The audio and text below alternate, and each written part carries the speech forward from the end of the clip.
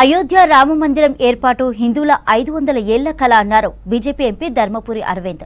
మధురలో శ్రీకృష్ణ జన్మస్థానాన్ని వలస పాలకులు ధ్వంసం చేశారన్నారు. కొన్ని రాజకీయ పార్టీలతో హిందూ మతానికి నష్టం జరిగిందన్నారు అరవింద్. నిజామాబాద్ జిల్లా బోధన్లోని ఏకచక్రేశ్వర ఆలయం గోశాలను సందర్శించారు. ఆ తర్వాత ఆలయంలో ప్రత్యేక పూజలు చేశారు ఎంపీ అరవింద్. స్కీమ్స్ ఉన్నాయి, రాష్ట్ర ప్రభుత్వం నుంచి కూడా కోఆపరేషన్ ఉంటే బాగుంటుంది. పర్సనల్గా కూడా నా వల్ల వీలైనంత సహాయం ఈ గోశాల డెవలప్మెంట్కి ఇంతకుముందు కూడా చేసినాను, మళ్ళీ చేస్తాను. అది నిరంతర ప్రక్రియ.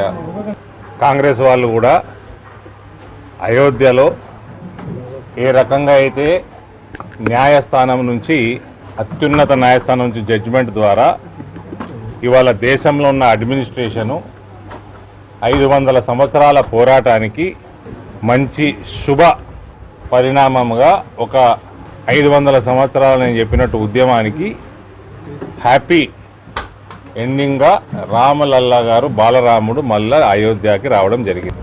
చాలా ఇబ్బంది పడింది గత 75 సంవత్సరాల స్వాతంత్ర చరిత్రలో. నరేంద్ర మోదీ గారి పాలనలో ఇవాళ మనం అన్నీ కూడా మన సంస్కృతిని రీక్లెయిమ్ చేసుకుంటున్నాము.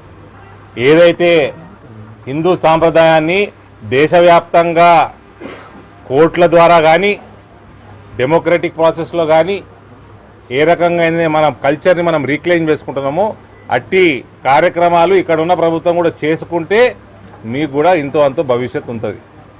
లేకపోతే సమాజం మిమ్మల్ని క్షమించదు. బోధనలో మందిరాలు కానీ, ధర్మపురిలో లక్ష్మీనరసింహస్వామి మందిరంలో మస్జిద్ కట్టడం కానీ, దీన్ని మనం సరిదిద్దుకోవాల్సిన సమయం ఉంది.